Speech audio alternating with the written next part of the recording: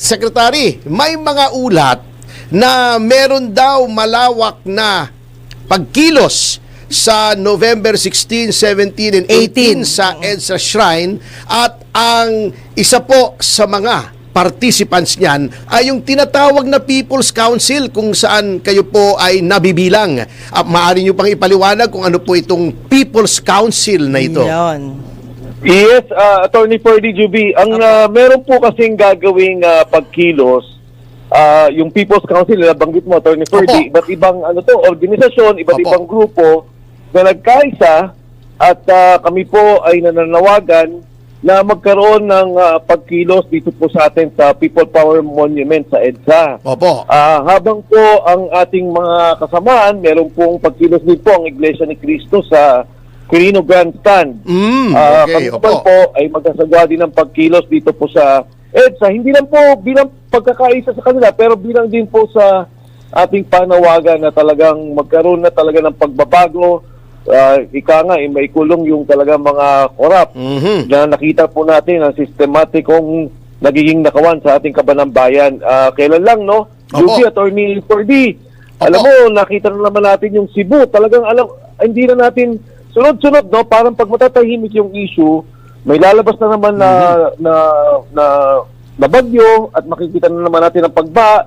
Tapos masasabi na naman doon na ito pala yung pondo, halos 30 billion pesos ang ginastos sa Cebu, at ito yung nakita nga natin na tayo nananalangin sa ating mga kababayan doon. Grabe pati yung mga taga Cebu po, yung mga Subano, marami akong kaibigan, tumatawag galit na galit dahil nga po sa nangyari sa kanila. At yung kanilang panalaw na ninakaw lang yung pondo, imbis na gamitin talaga para ayusin yung pagbabaha at yung naging problema dito sa kanilang pagdating ng bagyo sa kanilang probinsya. Okay, sino ba namang hindi magagalit, Secretary? Anyway, Secretary, meron pong nagsasabi na ito daw pagkilos na ito, ang layunin daw ay pabagsakin ng gobyerno o magkaroon ng kaguluhan. Ano po bang tugon ninyo sa mga pasaring na ito ng ibang mga sektor? Well, Attorney Ferdy, to be honest, alam nyo, iba-iba din yung pananaw ng mga organisasyon na nagsasama-sama. Iba rin ho ang talagang paninindigan nila. Kasi talagang ako naniniwala, meron dyan nananawagan na hindi naman doon pabagsakin ng gobyerno, palitan ng administrasyon. Yun. Kasi iba ho yung gobyerno pabagsakin.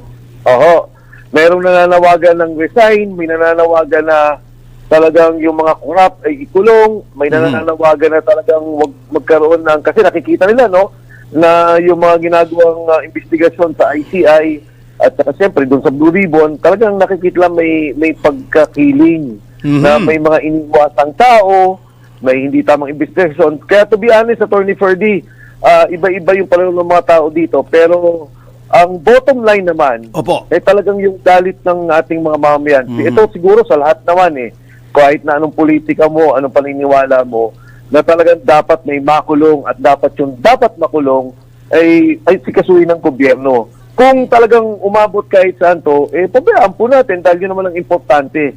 Hindi dapat maulit yung ganito, at hindi dapat yung sistematikong pagnanakaw na nakita natin. Kung paano ang naging sindikato na yung gobyerno mismo. Iyon, opo. Ngayon, may mga nagtatanong din po, sino-sino po bang pwedeng lumahok dyan? Pwede bang ang isang mamamayan na wala namang kinabibilangang organisasyon o grupo o partido ay maaari po ba silang pumunta na lamang doon at makiisa dito sa paglabas ng saloobin ng taong bayan na galit sa nangyayaring mga anomalya dito sa ating gobyerno, o kailangang magrehistro pa, o kailangang makipag-ugnayan pa sa ibang grupo? Ano po bang patakaran nitong pagkilos na ito? Wala na po, Tony. Basta po kayo naniniwala na dapat kailangan talaga may pagbabago, may dapat makulong.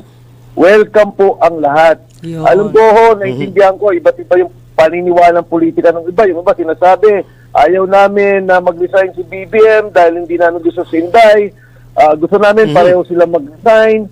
Gusto namin may makulong lang. Wala naman sinasabing resign. Kahit ano pong paniniwala nyo, welcome kayo dahil kailangan natin ilabas yung ating saloobin na itong lipunan natin, itong gobyerno natin, may problema tayo. At kailangan po natin itulak na talagang dapat makulong ang makulong, kung kailangan magbabago ng administrasyon, kung ito man ang resulta, wala ko tayong magagawa. Pero eto, attorney, hindi nila kailangan pang kung saan-saan pa magpunta, no, Juby, o magparehistro. Opo. Basta makiisa tayo, magkaisa tayo dahil sa pagbabago, dahil dito sa problema ng korupsyon. Opo, Secretary, paki-anunsyo nga po kung anong exact place doon po sa EDSA kung saan pwedeng magtungo yung nais na makiisa dito sa pagpapakita ng puot ng ating mga mamamayan. Attorney Ferdy, Juby, ang mga kababayan po natin, nanyan po namin kayo, dyan po kami sa People Power Monument.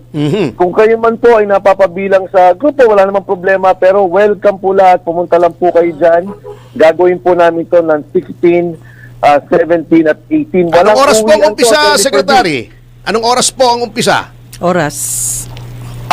Ang oras po, inaayos natin ang oras doon, attorney, pero sa hapon po tayo ng linggo magsisimula. More or less. Oo. Tapos, i-announce po natin to ng formal.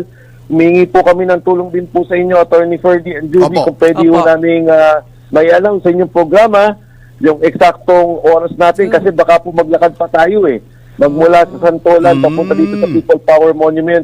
Samahan niyo po kami sa ating mga kababayan. Hindi po to laban ng kung sino, hindi po to politika, kundi po pagkakaisa po natin para dito sa nakikita natin problema ng korupsyon ng ating bansa. May katanungan ka ba, Ma'am Juby? Sir Mark, gusto ko lang po sanang makiusap din sa inyong panawagan na sana po walang magugulong tao na sumali. Kasi po ang kagustuhan po ng ating pamamahala ay maging tahimik at maayos po ang proseso ng mga gagawin pong pagpapahayag ng mga damdamin, hindi po kaguluhan ng kagaya nangyari ng ibang mga rally na nagdaan. Masakit po 'yon na ginagamit yung mga tao sa hindi tamang paraan. Di ho ba? Yes, alam mo, Juby, yun nga nangyari niyan. May konti akong informasyon pero hindi naman talaga sigurado, pero sinasabi nga nila ipinlanta talaga yung mga taong yan para manggulo, para i-discredit yung mga rallyista. Yun nga po. Kaya kami nagwa-warning na po kami kung sino mang magsasabotay ng rally dahil sigurado ako Attorney Ferdy at Juby doon sa halay natin, walang ganyan. Wala po, wala. Yun nga po ang pakiusap ko. Kasi mga planted yun, bago kami ituturo. Pambihira naman. Ito ba naman pagpupukot ito diba? Magkagaroon ng kaguluhan I'm a lover, not a fighter. Pasensya na kay attorney Minsan ko nang sinabi na ang sasali lang po ay yung mga totoong tao. Kasi ang tao... Sir Mike, warning na rin sa kanila kasi sigurado ko kahit sabihin natin magmanggulo, baka may iplanta. Warning na rin po. Nakahanda po kami sa mga manggugulo. Thank you very much. Huwag silang mangamba na magkakagulo. We have contingency plans. Tama po ba, Secretary? Yes, Attorney Ferdy. Talagang may mga grupo tayong nakahanda dyan dahil alam naman natin napaplantahan din tayo ng mga gusto manggulo at sirain yung ating adikain at gusto nating mapayapa na rally. Kaya doon sa mga sasali na gusto manggulo, wag na nyo kayong sumama sa amin. At yung mga ipaplanta para sirain po kami, nakahanda na rin po tayo. Silang masisira. Sila masisira. Anyway, bago po matapos ang ating panayam, Secretary, panawagan po ninyo sa mga dudulog doon sa mass action sa 16, 17, and 18 at sa ating mga kababayan na rin. Opo, sa lahat po ng ating mga kababayan, kayo po ay sumama po sa amin. Meron po kami sa November 16, 17, 18 sa People Power Monument. Nandiyan po kami. Meron din po pagkakaisa na gagawin sa Quirino Grandstand. Maaari din po kayo magtungo doon at makiisa. Ito po ang ating panawagan na ito pong korupsyon ay ating ihinto at ikulong ang mga dapat ikulong sa pagnanakaw. Tama na, sobra na. Wakasan na. Yan. Salamat po. Thank you. Sabi nga nila, Secretary Mike, ikulong, long. Ang mga mandarambong, bong. Ano ba yan, no? May echo si attorney. Eko, ikulong, long. Ang mga mandarambong, bong. Okay. Ayan na. Thank you very much. Maraming salamat po. Isang karangalan. Maraming salamat. Salamat po, Sir Mike. Diyos mabalos at mabuhay po kayo at lahat ng ugat sa inyong katawan. Yan po ang tinig ni former congressman, former secretary, pero at present is still Pretty Boy, Pretty Boy. Mike Defensor. Defensor. Ayan. Ayan. At sa nota yung mga kasama ay magbabalik ang Yes, Yes Show, Topasyo. Magandang